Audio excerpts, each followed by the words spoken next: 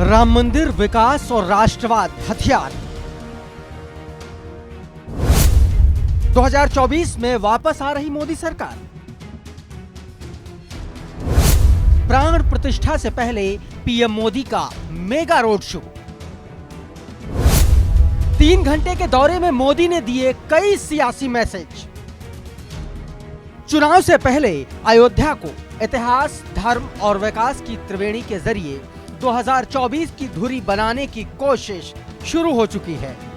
22 जनवरी को अपने बाल स्वरूप में रामलला भव्य मंदिर में विराजमान होने वाले हैं। प्रधानमंत्री नरेंद्र मोदी खुद रामलला की प्राण प्रतिष्ठा कार्यक्रम में मौजूद रहेंगे।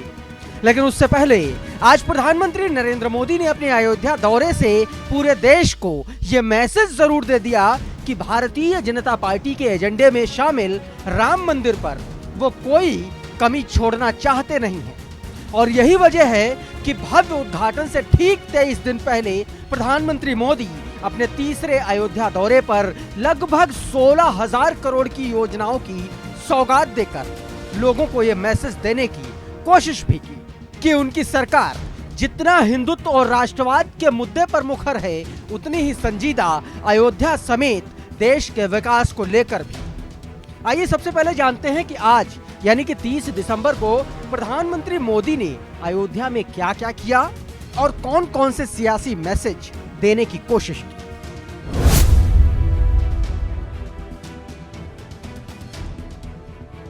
प्रधानमंत्री मोदी लगभग 11:15 बजे अयोध्या पहुंचे, जिसके बाद उन्होंने अयोध्या के नवनिर्मित महर्षि वाल्मीकि अंतर्राष्ट्रीय एयरपोर्ट से अयोध्या धाम जंक्शन तक 8 किलोमीटर लंबा रोड शो किया।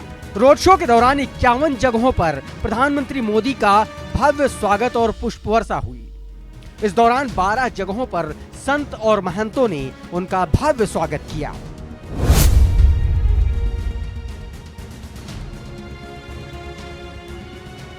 पीएम मोदी ने अयोध्या धाम जंक्शन का उद्घाटन किया और उसका निरीक्षण किया। मोदी के साथ उत्तर प्रदेश के राज्यपाल आनंदीबेन पटेल, सीएम योगी आदित्यनाथ और दोनों डिप्टी सीएम ब्रजेश पाठक और केशव प्रसाद मौर्य, भाजपा प्रदेश अध्यक्ष भूपेंद्र सिंह, सांसद लल्लू सिंह सहित रेलवे के कई अधिकारी मौजूद रहे। पीएम मोदी ने 2 अमृत भारत और 6 वंदे भारत ट्रेन को भी हरी झंडी दिखाई। 1 वंदे भारत और 1 अमृत भारत अयोध्या से रवाना की गई। बाकी 5 वंदे भारत और 1 अमृत भारत का संचालन अन्य स्टेशनों से हुआ। अमृत भारत अयोध्या से दरभंगा के लिए, जबकि वंदे भारत ट्रेन अयोध्या से दिल्ली के लिए रवाना हुई। पीएम मोदी अमृत भारत ट्रेन के अंदर मौजूद यात्रियों और स्कूली बच्चों से भी मिले। ट्रेन में मौजूद कुछ महिलाओं ने प्रधानमंत्री मोदी को हाथ से कारीगरी किए हुए कुछ गिफ्ट भी भेंट किए।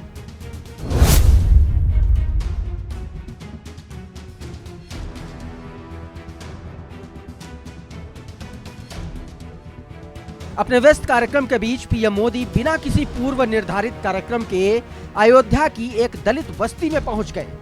दरअसल नरेंद्र मोदी की छवि ऐसे ही जनप्रिय नेता की है जो सीधे जनता से संवाद करते हैं, और इस बात की झलक शनिवार को यानी कि आज अयोध्या में देखने के लिए भी मिली, जब वो उज्ज्वला योजना की 10 करोड़वीं लाभार्थी के घर अचानक पहुंच गए।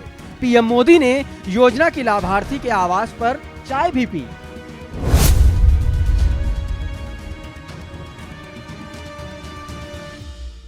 ₹15,000 करोड़ के विकास परियोजनाओं के शिलान्यास और लोकार्पण के बाद प्रधानमंत्री नरेंद्र मोदी ने लगभग 45 मिनट तक एक विशाल जनसभा को संबोधित किया। प्रधानमंत्री की इस स्पीच के केंद्र में राम मंदिर उद्घाटन था, लेकिन साथ साथ उन्होंने विकसित भारत संकल्प यात्रा का भी तड़का लगाया, तो वहीं विपक्ष को भी एक संदेश देने की कोशिश की।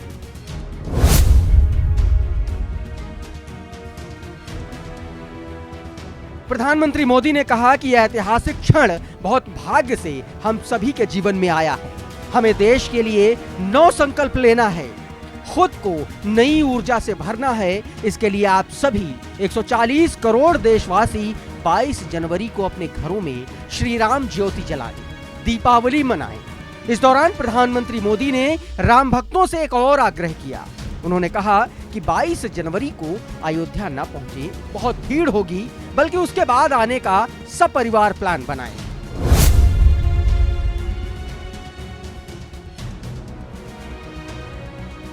प्रधानमंत्री मोदी ने यह भी कहा कि देश के सभी तीर्थ क्षेत्रों से और मंदिरों से मेरा आग्रह है कि भव्य राम मंदिर के निर्माण से निमित्त 14 जनवरी को मकर संक्रांति के दिन से पूरे देश के सभी तीर्थ स्थलों पर स्वच्छता का बहुत बड़ा अभियान चलाना है।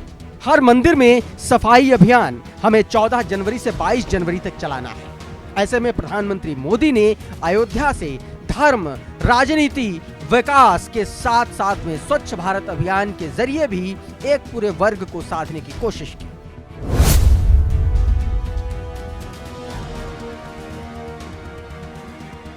इस दौरान प्रधानमंत्री नरेंद्र मोदी ने कहा कि आज देश में सिर्फ केदार धाम का पुनरुद्धार नहीं हुआ है, बल्कि 315 से ज्यादा नए मेडिकल कॉलेज भी बने।